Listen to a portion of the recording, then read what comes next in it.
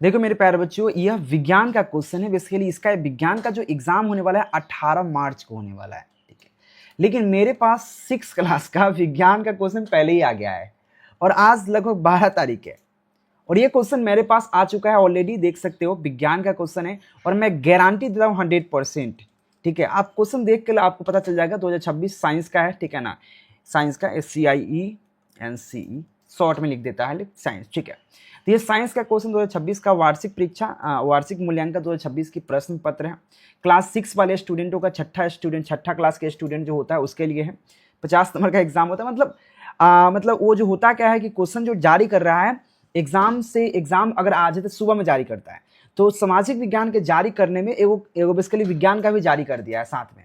तो मेरे पास आ चुका है क्वेश्चन। खैर चुपचाप आप पढ़ो, ठीक है। दोस्तों को बता दो खाली, उससे मतलब है नहीं। तो यहाँ पर क्वेश्चन आपको बिलीव नहीं है तो आप लोग कहोगे सर अर्धवार्षिक परीक्षा का है, तो क्वेश्चन आपके पास होगा अर्धवार्षिक का, मिला लेना, सबका मिला लो, ठीक है। यह आपका 10 नंबर का है क्योंकि 50 नंबर का एग्जाम हो रहा है।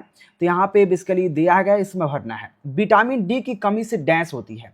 देखो मेरे प्यारे बच्चों, विटामिन डी की कमी से क्या हो सकती है? तो एक प्रकार का बीमारी होता है। यहाँ पे क्या होता है? यहाँ पे रिकेट्स, यहाँ पे हो जाएगा रिकेट्स, यहाँ पे रिकेट्स बीमारी होता है। अंतर्राष्ट्रीय मात्रा पद्धति में द्रव्यमान की इकाई होती है तो किलोग्राम होता है। केजी कह सकते हैं या किलोग्राम कहते हैं। और किलोग्राम द्रव्यमान का मात्रा किलोग्राम होता है। यहाँ पे बरसात के दिनों में वायु का जल वाष्प की मात्रा डैश होती है। तो जल वाष्प की मात्रा क्या होती है? तो जल वाष्प की मात्रा अधिक होती है। कितनी होती है? अधिक होती है, ठीक है। जल वाष्प की मात्रा अधिक होती है। शरीर में अवशिष्ट उत्पादन के निकासन को डैश कहते हैं। तो इसे क्या कहते हैं? तो मेरे प्यारे बच्चों, सर मैं थोड़ा क्लास ले रहा हूँ, क्लास लेकर आपको हम कॉल बैक करते हैं डॉक्यूमेंट रेडी करके, ठीक है सर। तो यहाँ पे क्या है? अधिक होता है, ठीक है ना। तो उसका अगला है शरीर में अवशिष्ट उत्पादन के निकासन को। देखिए यहाँ पे ऑप्शन ये हो चुका है, इसका हो चुका है, इसका हो चुका है। दो ऑप्शन बचा, दो ऑप्शन। भारत में, अब देखिए इसका नहीं पता, भारत में यहाँ पे बिग डीपर तारामंडल को डैश नाम से जाना जाता है। तो बिग का जो डीपर तारामंडल है उसे किस नाम से जाना जाते हैं? तो याद रखना यहाँ पे सप्तर्षि से नाम से जाना जाता है। याद रखना सप्तर्षि, हाँ सप्तर्षि के नाम से जाना जाता है, सप्तर्षि के नाम से। बस एक ऑप्शन नाम। तो शरीर में अपशिष्ट उत्पादन के निकासन को उत्सर्जन कहते हैं। क्या कहते हैं? उत्सर्जन कहते हैं। ये आपका है विज्ञान है, क्लास 6 का है। याद रहे 18 मार्च का एग्जाम है आप लोग का। वार्षिक परीक्षा 100% रियल है भाई। चैनल सब्सक्राइब करें ना। अगर जो बच्चा को लगे कि नकली है तो हम क्या क्वेश्चन का क्या आप बता देंगे भाई। 100% भरोसा है तो मैं आपको गारंटी दे सकता हूं कि भाई यही क्वेश्चन है, ठीक है। याद रखिएगा, अगर किसी कारणवश किसी बच्चे को लगता है ऐसा तो आप कमेंट कर सकते हैं, लेकिन 100% आपको भरोसा नहीं तो आपके इससे पहले जितने एग्जाम थी क्वेश्चन मिलाकर चेक कर लीजिएगा, यह क्वेश्चन नहीं होगा, ठीक है, नया है। अगला क्वेश्चन 2 नंबर क्वेश्चन है कि अगर दिए गए कथन में सही गलत बताइए। तो वाष्पीकरण के शीतल प्रभाव उत्पन्न होता है। तो वाष्पीकरण को शीतल प्रभाव उत्पन्न होता है, बिल्कुल सही बात है। स्वतंत्र रूप में लटकाए हुए चुंबक उत्तर और दक्षिण दिशा में लटकता है, बिल्कुल सही बात है। बीजों के अंकुरन के लिए जल तथा वायु की आवश्यकता नहीं है। भाई आवश्यकता है, एक गलत हो गया।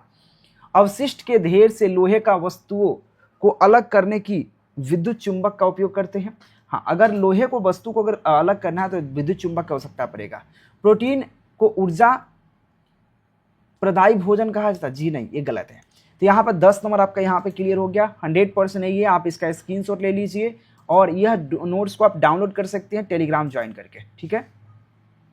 अगला हमारे पास है, मेरे पास मिलान करना है डायरेक्ट। तो मिलान कैसे कर सकते हैं? स्तंभ ए और बी को मिलाइए। तो देखिए यहाँ पे क्वेश्चन है पृथ्वी का उपग्रह। तो पृथ्वी का उपग्रह कौन है मेरे प्यारे बच्चों? चंद्रमा है, तो चंद्रमा के साथ मिला दीजिए, ठीक है। लाल ग्रह कौन है भाई? तो लाल ग्रह को हम लोग मंगल ग्रह को लाल ग्रह कहते हैं, तो मंगल से मिला दीजिए, ठीक है। तारामंडल को क्या कहते हैं? तो तारामंडल क्या है भाई? तो तारामंडल ओरायन, याद रखना, ओरायन को तारामंडल कहते हैं। उसका संध्या यानी कि भोर का तारा को क्या कहते हैं? तो भोर के तारा यानी कि संध्या यानी कि भोर के तारा को हम लोग क्या कहते हैं? शुक्र कहते हैं। क्या कहते हैं उसे? हम शुक्र कहते हैं। और आकाश का अवलोकन को हम लोग टेलीस्कोप कहते हैं। आकाश का अवलोकन करने को टेलीस्कोप कहते हैं। 10 नंबर यहाँ से क्लियर हो गया। 30 नंबर क्लियर। अब आपके पास सब्जेक्टिव क्वेश्चन आता है चौथा नंबर क्वेश्चन है, देखो यहाँ भी सब कुछ डेट लिखा है, मतलब आप कैसे कहोगे। ये देखो साइंस है 2026 के लिए क्लास 6 वाले स्टूडेंटों का। चैनल सब्सक्राइब जरूर कीजिएगा, हमारे यहाँ सब कुछ मिल जाएगा। लघुत्तरीय प्रश्न है कि नवीकरणीय संसाधन किसे कहते हैं, 3 उदाहरण दे। सौर मंडल के ग्रहों का सूर्य से बढ़ती हुई दूरी को क्रमानुसार लिखे। ये 5-5 नंबर का 10 नंबर टोटल मिलेगा, मैं आंसर भी दूंगा, टेंशन मत लो। और यहाँ पे 5वां नंबर क्वेश्चन जो है 10 नंबर का है। 2 क्वेश्चन है, पौधे और जंतुओं के बीच जीवन चक्र के समानताओं और भिन्नताओं की सूची लिखिए, या आप अपने घर के आसपास में हरित आवरण मतलब शुद्ध आवरण में समृद्धि बनाने के लिए किस प्रकार के योगदान देंगे, और ऐसा कार्य की सूची बताइए। तो दोनों में से कोई एक ही का उत्तर देना है, लेकिन मैं आपको दोनों का बताता हूं। तो इसका आंसर मेरे पास यहाँ पे है, देखिए सबसे पहला यहाँ पे 1 नंबर क्वेश्चन की बात करता हूं।